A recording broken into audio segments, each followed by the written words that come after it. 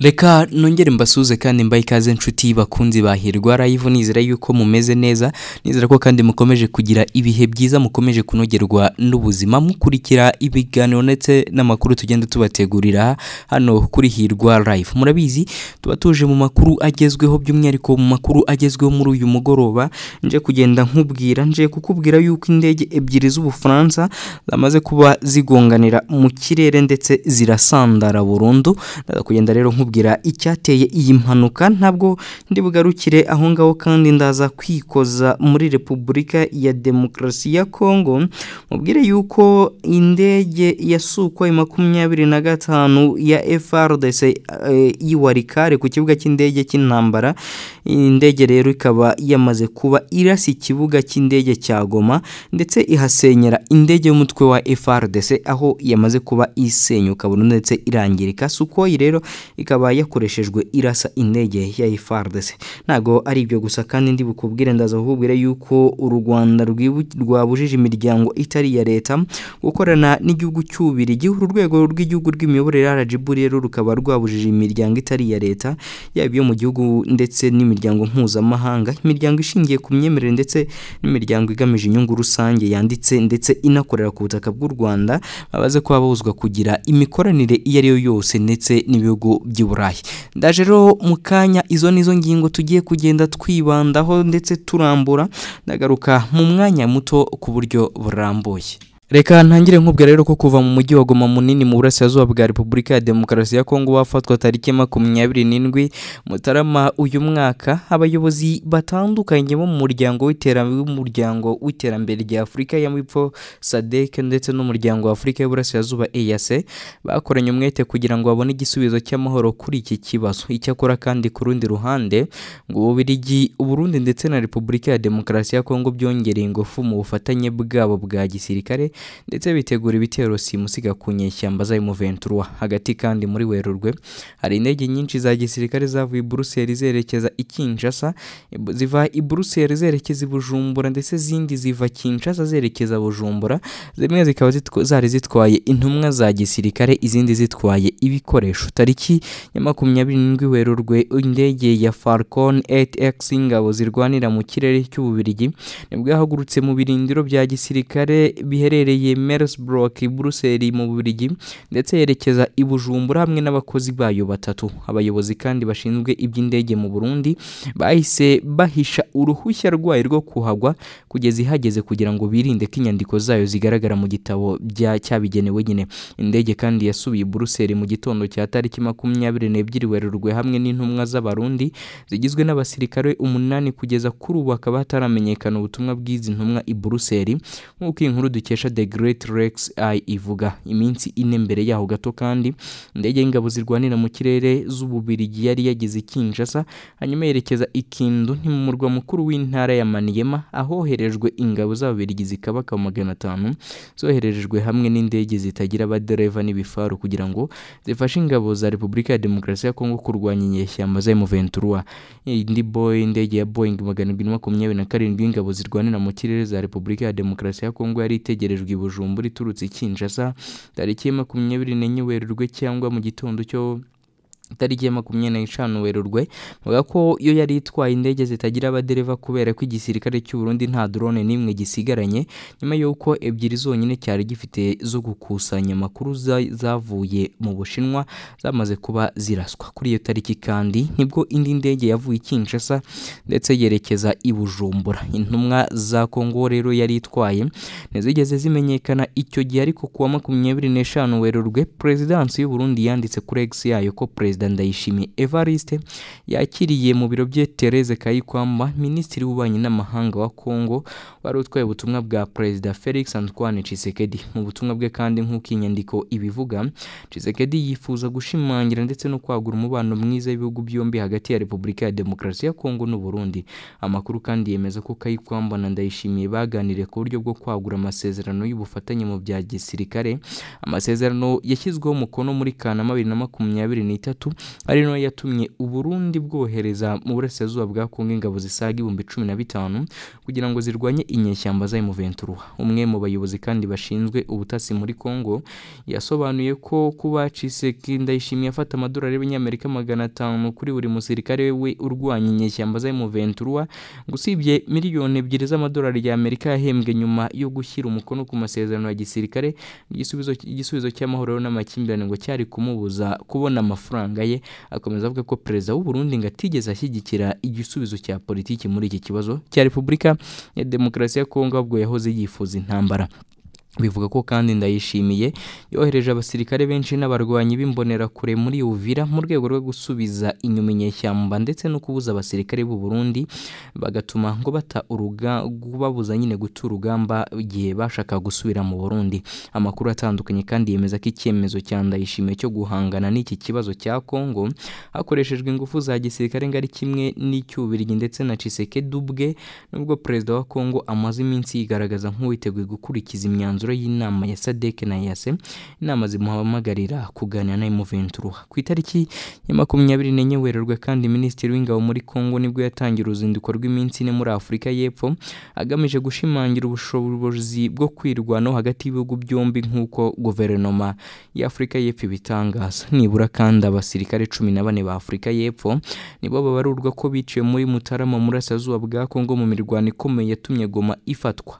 Amakuru kandi agera ku kinyamakuru dukesha iyi nkuru avuga ko abandi basirikare benshi ba Afurika y'Epfo ngo batigeze bavugwa. Abenshi kandi mu basirikare ngo barabo mu butumwa bwa SADC muri Repubulika ya Demokarasi ya Kongo, ubutumwa bwoherejwe mu kuboza kwa 2023 kugira ngo bashyigikire ihuriro ry'ingabo zifasha za Kongo zigizwe n'ingabo zo mu butumwa bw'umuryango w'abibumbye muri iki gihugu MONUSCO. Ingabo kandi z'abarundi ndetse n'abacacuro b'abanyaburayi n'imitwe yitwara gisirikare itabarika yunze ubumwe yiswe Wazalendo na FDLR, ukaba umutwe w'iterabwoba bashinzwe n'abantu bagize uruhare muri jenoside yakorewe abatutsi muri Mata mu 1994. Nubwo kandi abasirikare ba Perezida Cyril Ramaphosa batsinzwe ndetse bakishyira mu maboko ya M23 igoma, umunsi umwe yavuze ko ashyigikiye igisubizo cya politike, bukeye yohereza izindi ngabo muri Kongo. Ku itariki kandi ya 12 Werurwe Minisitiri w'Imari muri Afurika y'Epfo Enoch Godongwana yatangaje ko amafaranga miliyari 5 z'amara hangana na miliyoni 275 z'amadolari y'Amerika ariyo yakoreshejwe mu kohereza ingabo za Afurika y'Epfo muri burasirazuba bwa Kongo, ndetse bituma havuka ibibazo byinshi ku ntego zayo, dore ko SADC yahagaritse ku mugaragaro ubutumwa bwa SAMIDRC kandi ingabo za Afurika y'Epfo zikaba zitakijya mu mirwano. Chris Hatting n'umusirikare ukomeye muri Afurika y'Epfo watangaje ko bamenyeshejwe ko ingabo za Afurika y'Epfo ngo ziri kwiyubaka i Lubumbashi ndetse barikusanya, dore ko bari abasirikare bagera kuri 700 hagati ya 700 na 800 ndetse bajyanwa i Lubumbashi nabo. Yongeye ko bigoye kumenya ibihabera ngo kubera ko komite ishinzwe umutekano mu nteko ishinga amategeko ngo itigeze ibimenyeshwa. Nyine abayobozi ba EAC na SADC kandi na Katari bo barimo gusunikira ibiganiro byimbitse byayobora impande zirwana ku gisubizo kirambye, kuko ku itariki ya 24 Werurwe Angola yatangaje ko yahisemo kuva mu buhuza mu ntambara ibera muri burasirazuba bwa Kongo kugira ngo yibande ku buyobozi bwa Afurika yunze ubumwe. Nubwo kandi hashyizwe ingufu zose mu gushaka guturisha uburasirazuba bwa Kongo, Tshisekedi rimwe na rimwe aracyahakana ko inyeshyamba za M23 ari abaturage ba Kongo, akavuga ko ari iterabwoba rikoreshwa n'u Rwanda, yirengagije umuburo w'abayobozi ba Loni ndetse n'abandi bakurikiranira hafi itsembabwoko ryugarije abanyekongo bavuga ururimi rw'Ikinyarwanda cyane cyane abatutsi. Mu rwego kandi rwo gushyigikira ibyo Tshisekedi yavuze, Ndayishimiye yabwiye BBC ko afite amakuru yizewe ko u Rwanda ruteganya gutera igihugu cye, ikirego u Rwanda rwo rwasanze gitangaje kandi ngo kibabaje mu gihe intumwa z'ibihugu byombi zari zirimo gukorana kuri gahunda z'umutekano ku mupaka bahuriyeho umaze umwaka urenga ufunzwe.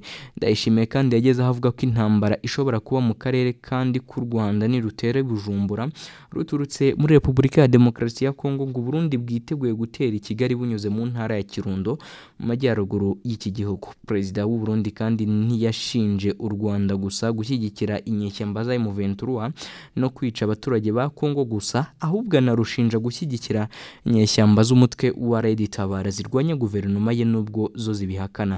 Usibye guhakana cyangwa se gushaka amafaranga mu kibazo cya Kongo, Ndayishimiye anasangiye ingengabitekerezo ya jenoside ndetse na Felix Antoine Tshisekedi, FDLR ndetse n'Ububiligi, dore ko ari nabwo bwinjije amoko n'amacakubiri mu Rwanda, ari nabyo byatumye habaho jenoside yakorewe abatutsi muri Mata mu mwaka wa 1994. Ubu bufatanye kandi n'inyeshyamba zo muri Kongo ngo buterwa ahanini n'ubuhezanguni bahuriyeho bwo kurwanya abatutsi, kubera ko M23 yarinze abatutsi bo muri Repubulika ya Demokarasi ya Kongo ikanga kwemera yuko bakomeza gukorerwa iyicarubozo bakorerwaga. Reka ngane ku musozo rero nkubwira yuko ku mugoroba wo kuri uyu wa gatatu amakuru aturuka iwa Rikari avuga ko indege y'intambara y'igisirikare cya Repubulika ya Demokarasi ya Kongo kuri uyu wa kane aribwo yarashe ku kibuga cy'indege cya Kigoma ndetse yasenyera indege y'umutwe wa M23. Amakuru avuga ko FARDC yarashe mu buryo bukomeye kuri kiriya kibuga ikoresheje indege yo mu bwoko bwa Sukhoi 25 cyo kimwe n'inde na drone z'intambara. Indege ya M23 kandi yarashwe uyu mutwe ukaba rumaze igihe uyifashisha mu gutwara ingabo muri Walikare kuva mu byumweru bike bishize ubwo uyu mutwe wigaruriraga Walikare centre. Kuri ubu rero M23 ntacyo iratangaza kuri aya makuru, gusa FARDC yo ivugaho kurasa mu duce tugenzurwa na M23 mu gihe uruhande rwayo narwo rushinja uyu mutwe kurasa ku birindiro byayo biherereye muri Walikare ndetse na Kivu y'Amajyepfo. Itangazo kandi ingabo za Kongo zasohoye rwa ko M23 ikomeje kongera ingabo n'ibikoresho mu birindiro byari nako itera ibya FARDC. M23 na FARDC kandi baravugaho kurasana mu gihe mu cyumweru gishize ngo bari bemeranije agahenge mu rwego rwo guha amahirwe inzira y'ibiganiro. Perezida Paul Kagame yaganiriye na Diomaye Faye wa Senegal ku mutekano w'akarere.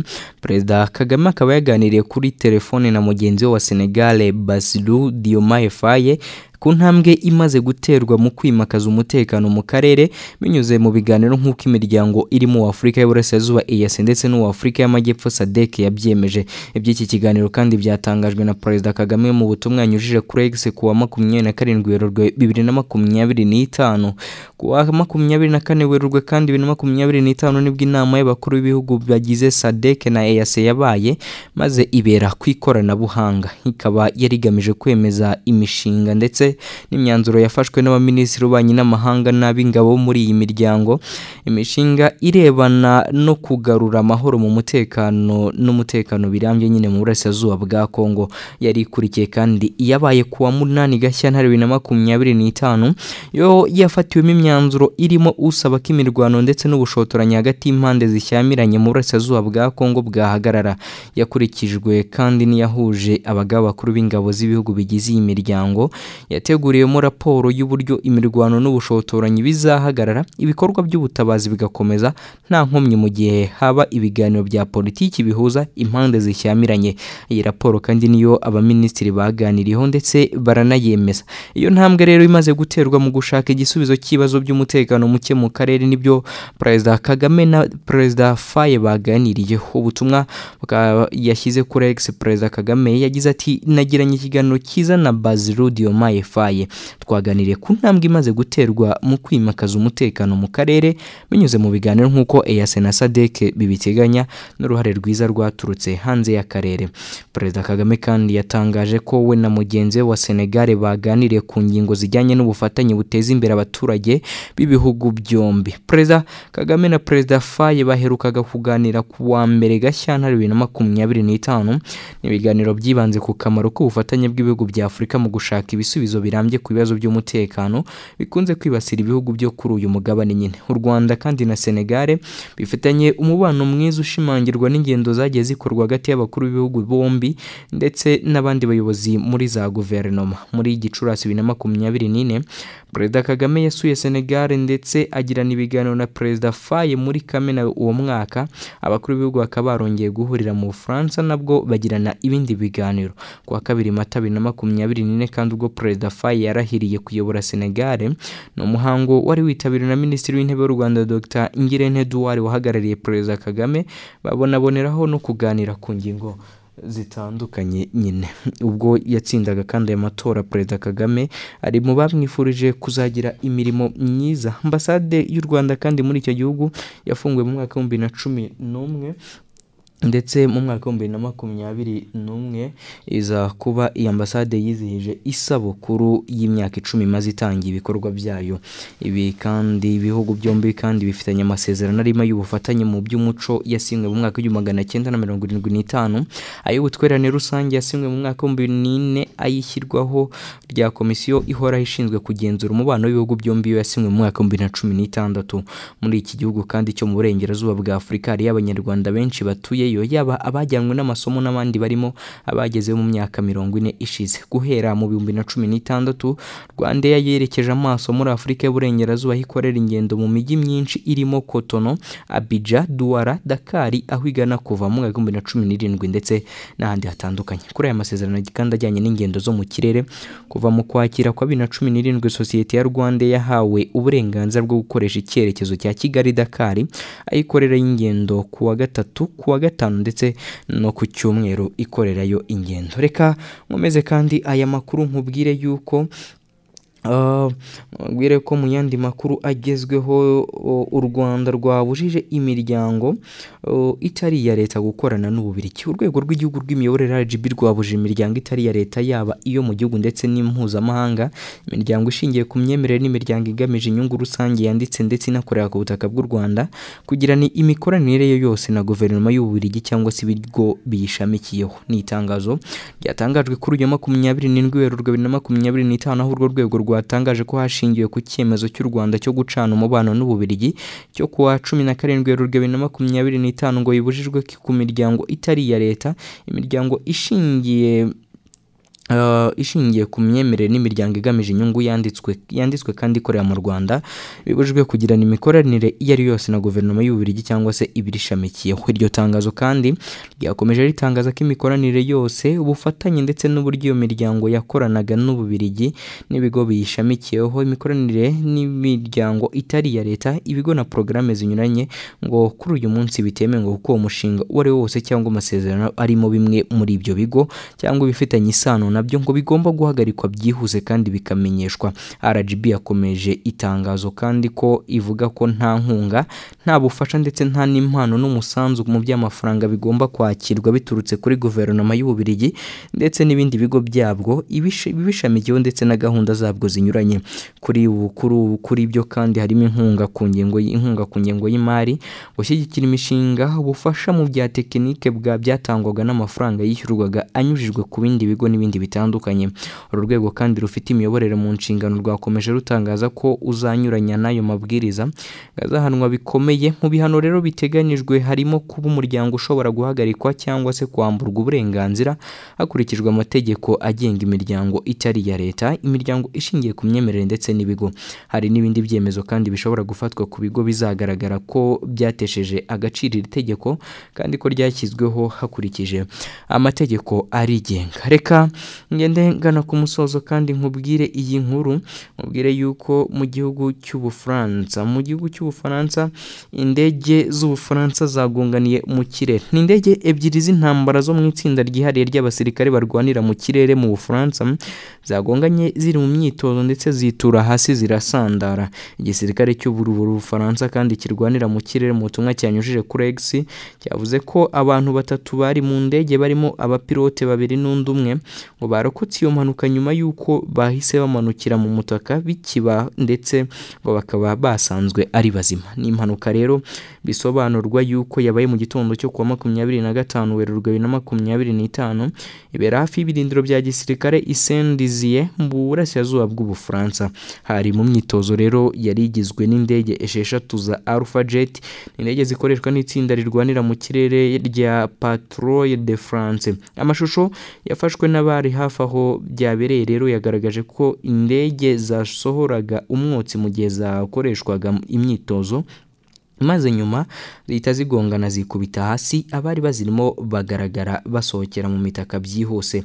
Abinyujije ku rubuga rwa X, Minisitiri w'Ingabo w'Ubufaransa Sébastien Lecornu yemeje iby'iyo mpanuka, anavuga ko hahise hatanga ubutabazi bwihuse. Ati babaye ariko bafite ibikomere byoroheje kandi bahise bitabwaho, mbifurije gukira vuba.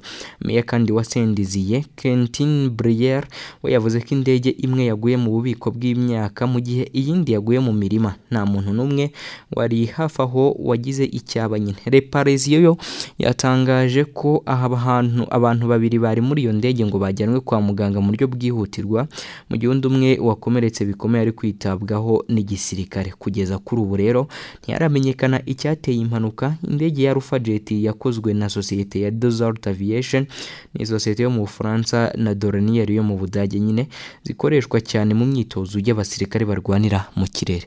Nshuti bakunzi bacu rero munyemerere ngane ku musozo w'amakuru yaragezweho muri uyu mugoroba, mbashimira uburyo ki twabanye, mbararekera gukomeza gukurikira amakuru atandukanye tugenda tubategurira haba mu gitondo ndetse no ku mugoroba. Mbifuriza gukomeza kugira ijoro ryiza munogerwa na gahunda tugenda tubategurira. Ubwo mukande subscribe ndetse munajye hasi mutere comment kugira ngo tujye tubana kenshi mu makuru nk'aye yacu ataha, ndetse murabizi ko ikintu cya mbere ari amakuru umuturage ku isonga.